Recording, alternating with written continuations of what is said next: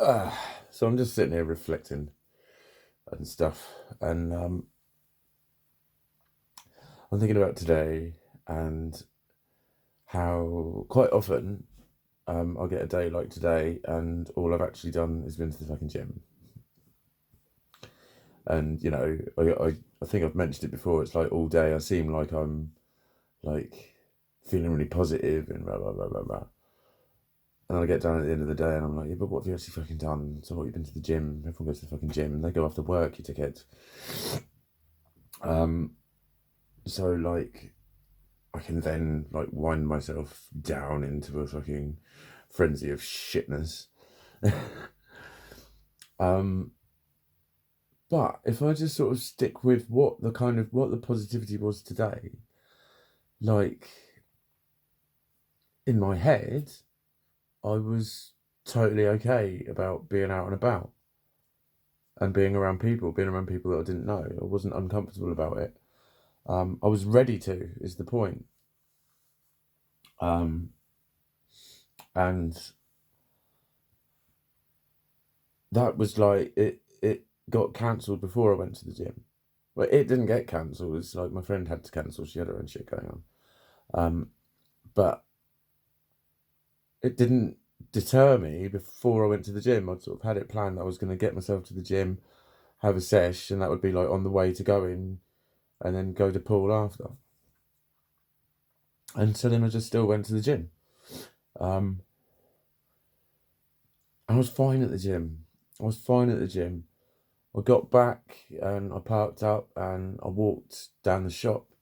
And it was as I was walking down the shop, it was where I really noticed the sort of sensation that I'm going to kind of refer to. Because it's linked in with a lot of the sort of Christmassy stuff.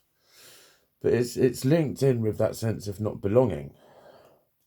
But that sense of not belonging can manifest literally in I don't belong in the street. I don't belong here. I don't belong in this life. I don't belong on this planet. I don't belong in this body. That's like the sort of extreme version of it.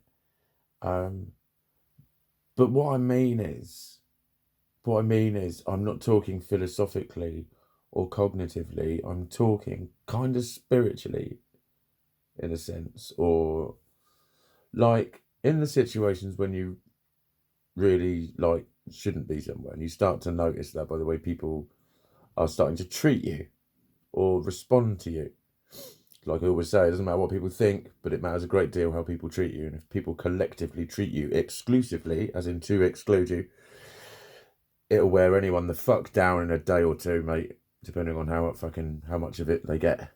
But if suddenly everyone in your life turned on you and started excluding you, you would be a gibbering, fucking weak, fucking begging, fucking mess before long, I promise you. Fortunately, not that many people have it done to that extreme fucking level, but some people have it done at a much sort of lower level, but a much more constant fucking velocity. um, and again, it's like I say, it's not a lot of people like to talk to me about that one because they don't like to acknowledge the existence of it, really. But it's like, well, when you're on this side of shit, mate, you just see a lot of that kind of, fucking that. You see a lot of people's hands, metaphorical and fucking physical, just fall off. Um, I have had that said a lot. That is an actual just fact, and I'm very rarely allowed to fucking talk about it like it happens. But it's like, anyway, we've all probably been there where it's like you just get a sensation, I'm not really required here anymore because of what's going on, because of the context of the situation, and you suddenly sort of realise, hang on, like, such and such is upset, or da da da da. That might be a time when you suddenly feel it's not appropriate for you to be there. Or when someone's just had, a fall or an epileptic fit and there's a crowd and everything, and then once you can see that everything's all right, you sort of think, hang on, don't stare then, don't get involved. It's, I shouldn't be here, I shouldn't be over there. And now I just imagine that very, very distinct feeling, but without the thought attached and without anything coming from anyone. It's just the feeling suddenly starts to exist as if it's like, fuck, I really need to not be here. This isn't right. I shouldn't be here. I shouldn't fucking be here. Shouldn't. It's wrong somehow. It's bad. The same sort of feeling as like when you know you're doing something a little bit naughty and you're walking around. Do you know what I mean? For those who have done naughty things, I used to. Um, Similar to sort of paranoia kinds of feelings is what I'm talking about. Or when you just do get that really weird, uneasy feeling sometimes, and it can often be before a fight happens.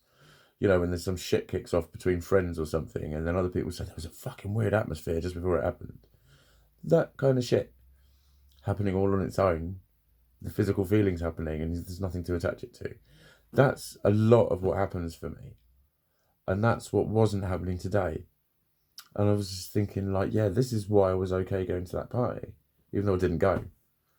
But, you know, I said earlier, I could have gone, and I fucking meant it. I was keeping it open, and I was pleased about being able to do that. So in that sense, it's like, plus I went to the gym, and I smashed it. I fucking smashed it. I can still do 100 kilos on the bench. That matters to me because I'm a vain cunt. No, because it took me fucking months to get there, and I've plateaued on it for ages, and I'm still plateauing. I'm just a bit further back down the plateau than I was, like back along it, but I haven't gone down. It's just like 1 rep. I've lost 1 rep. That's it.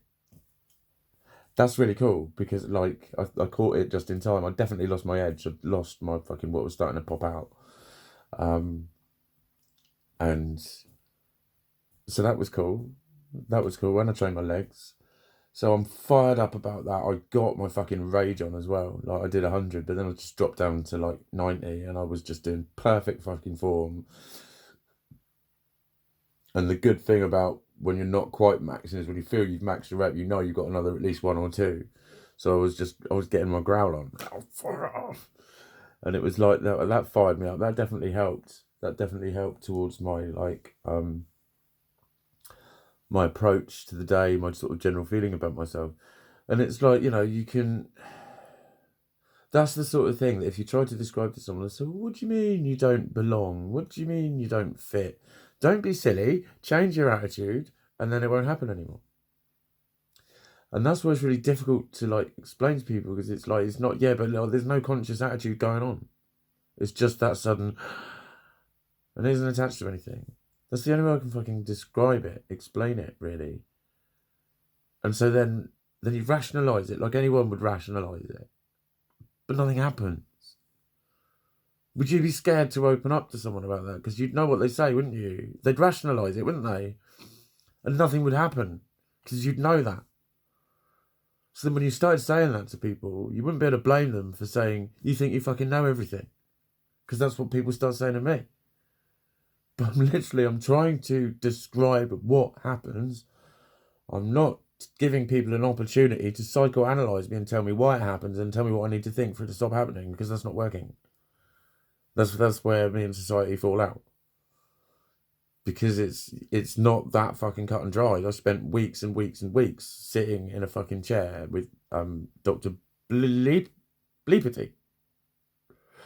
It was 26 weeks, but it was longer than that because there was the interruptions with my broken leg. I was like in hospital a couple of times, and I had to go to the clinic for checkups and appointments and all that sort of shit. And then when the leg infection kept reinfecting, and so then it was like, for fuck's sake, I've got to go back to the clinic again, and la la la la la. So I missed a few.